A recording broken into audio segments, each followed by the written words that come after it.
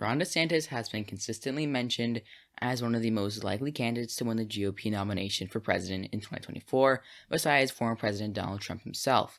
So I already put Ron DeSantis against Joe Biden in a presidential election prediction before, but I actually want to make an updated one since a few things have changed since then, and overall my prediction has changed. And one of the biggest things that has changed since then is that Biden has become less popular and had less successes. So that has changed how I believe his election chances will be in 2024. Ron DeSantis, I will still operate under the belief that he is approved of by the suburbs, while I do not have any solid data that is from past 2020 and only the 2018 Florida gubernatorial race. I still believe that he'll be popular with them until then. But anyway, let's get right on to the prediction. For Ron DeSantis' home state of Florida, I believe it will be lean, maybe 4 to 5%, depending on how popular he is in 2024. For Joe Biden, his home state of Delaware will be safe blue, along with the entire eastern seaboard, New York, Maine's first, Illinois, Colorado, Hawaii, and of course the West Coast. That will be all for Joe Biden's safe states, putting him at 191 electoral votes. For Ron DeSantis, most of the Midwest, of course, the Dakotas, most of Nebraska, Oklahoma, Kansas, Missouri, Arkansas, Mississippi, and several other states like South Carolina. And I actually believe that Alaska will not be safe.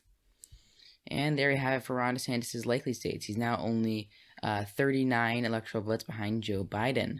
So now head into Joe Biden's likely states. I believe that New Mexico and Virginia will be likely. And that will be all for the likely states for Joe Biden. For Ron DeSantis, Alaska, Texas, Iowa, Ohio, and Maine's 2nd district will all be likely. That puts him at 219 electoral votes, Joe Biden's 209, putting him 10 electoral votes ahead of the current president. And for Ron DeSantis and Joe Biden's lean states, so I'll go by some of the bigger margins. For example, Maine at large will be like 4 or 5%, essentially Florida level, but I think Ron DeSantis actually will improve in Maine's 1st district and make it closer. New Hampshire, same thing. More of the white voters that voted for Donald Trump in 2016 would go to Ron DeSantis, along with Minnesota, and I actually believe that Nevada would be a lean state, and that is because Ron DeSantis does have very good suburban support and minority support, especially among Hispanics, but in the end, he has quite a gap to make up in Nevada, and I think he definitely improve, and maybe 1.5% would be no small feat. But in the end, I still believe that Joe Biden will win it by or just over 1.5%. And that will be it for Joe Biden's lean states. For Ron DeSantis, I believe that Nebraska's 2nd district will be lean for the following reasons. It is pretty suburban and moderate, which caters to Ron DeSantis' main base of appeal. It actually voted for Donald Trump in 2016, but flipped to Joe Biden. But I think they would actually go back to the GOP in 2024. And now we will head into the next lean state for Ron DeSantis. I believe that North Carolina will be lean if I can actually click it the right amount of times. So the reason why I think North Carolina will be lean is that it was actually 1.2%, just around the cusp of lean in 2020. And I think that since Ron DeSantis will be gaining, that would actually make him win out by around 1.5 to 2%. And that rounds out the lean states for both sides. Ron DeSantis holds a narrow lead over Joe Biden, 231 to 236 for the GOP. And now let's head into some of Joe Biden's tilt states. So I think Michigan will be tilt. It'll be very closer than 2020. I believe many of the Trump voters that voted for him in 2016 but abandoned him for Joe Biden in 2020 will go back to Ron DeSantis, but not by a large enough margin for the Ron DeSantis to win the state as a whole. And I believe that Georgia will be tilt, putting Joe Biden just 8 electoral votes away from the magic number of 270. So this is actually a flip from my last Ron DeSantis versus Joe Biden prediction. Here are the reasons why. I believe that the suburbs would shift to DeSantis by a small margin, but since they're actually pretty inelastic and they vote pretty consistently with the Democrats and have been for actually more election cycles than you'd think. And the urban vote would definitely deliver Joe Biden a win. So Ron DeSantis would keep it close, but he'd still lose the state. And for Ron DeSantis, this is another flip from my last video, Wisconsin would be tilt. Originally I had it as going for Joe Biden, but after this I think that Ron DeSantis would have very good numbers in the blue-collar regions and in the WOW counties. He'd roll back much of the gains that Joe Biden made amongst those suburban voters in Wisconsin. And while Joe Biden could get very high turnout in the cities, I think it actually would be Ron DeSantis state.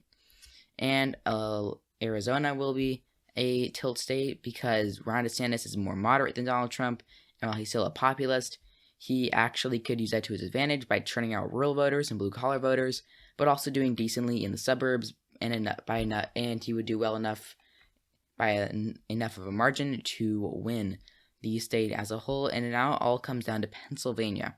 So much like my last video, it'll all come down to one state, and Pennsylvania will be very difficult to predict. For example, Joe Biden would do very well in Philadelphia and potentially in the suburbs, but Ron DeSantis could do very well in the western areas of the state. He'd do well with the blue-collar voters, the rural voters. And if he do well enough in Pittsburgh in the suburbs, he could potentially flip the state. But he has a 1% margin to make up in Pennsylvania, and I think that'll be very hard for him. To analyze it a little bit more, if Philadelphia turned out enough, Joe Biden could win. If the suburbs stayed with Joe Biden by enough, he could win. And if he had his blue-collar coalition stay the same, he could win. But if Ron DeSantis improves the blue-collar voters by Trump-like margins in 2016, sorry not to put it safe, Fred, and do well enough in the suburbs outside of Philadelphia, he could take the state. So for now, I might just put it as a toss-up, and if I was to put it with someone, it'd actually be, I think, Ron DeSantis. And this is going to be kind of controversial, but here's why.